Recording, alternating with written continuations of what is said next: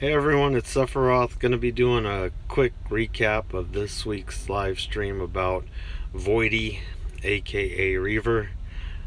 Their creative placeholder name was Voidy for those of you that don't know. And yeah, let's get on with it. So this guy is basically Theros, new and improved to a high standard.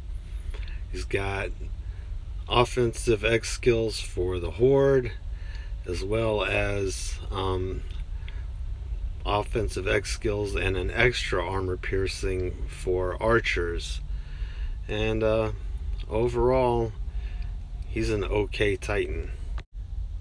Also in this event, we have the guy he's based on, Theros. At this point in the game, Theros is subpar. If you're new to the game and you don't have a Theros and you're looking at his skills on paper and he looks great, I'm gonna tell you flat out, you're gonna be disappointed if you level that guy up and actually try and use him. At this point in Dawn of Titans history, Theros just is no good. I mean, he's better than nothing. And yeah, if you want to go through this event and get Theros, you're going to be sadly disappointed when you level him up and level out his relics and try and use him to attack the big dogs. You're just going to be extremely disappointed. But besides Theros, you also saw the bone swords there and the golden scales here. Those are Reaver relics. They'll go pretty good with them. Like I said, he's a much improved version of Theros. He's an okay Titan. Will you be able to get by without him if you don't have him? Yes, absolutely. So, yeah, it's just more of a collector's item, and better than nothing. If you don't have any Rangers at all and you really want one, Reaver's a good starting place. I mean, personally, I think he's the second best Ranger in the game, right behind Zeus. However, Rangers just don't have what it takes to win all the time right now.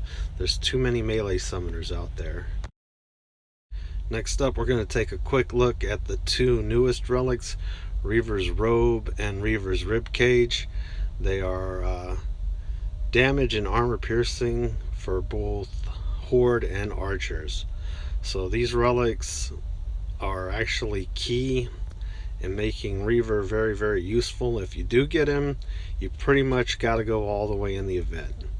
It's the only way that this Titan is going to win a majority of battles. And yeah, if you're taking this guy up against a melee summoner, you better be bringing 99% Horde and 1% range troops. That's all I'm gonna say. Okay, so that's it for the event. He's the second best Ranger in the game, in my opinion. Pretty good for collectors and a good starting place if you have no Ranger and you just want to have one. Now, what they said was next week is going to be the Horde Summoner. So, if you don't want to waste money, then waiting until next week might be a pretty good idea. We have no idea of how exactly the Horde Summoner is going to work, whether he's going to be a lame Guardian along the lines of Athena that's going to be a major letdown, or if it's going to be some kind of berserker or infiltrator that's going to be really good to attack with. We have no idea yet. We're going to have to wait and see. But yeah, and the troops running around, Goliaths that chicken out and flee battle are back.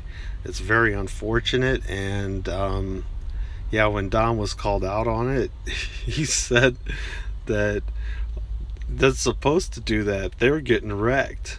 But to his defense, I think that maybe he had no clue what he was talking about, what the player that wrote in was referring to. But anyway, Yeah, so be careful when you're attacking Goliaths. You might end up losing because they run away at the start of the battle. And see you guys next week to talk about the Horde Summoner. That's about it. See you guys next time. Bye.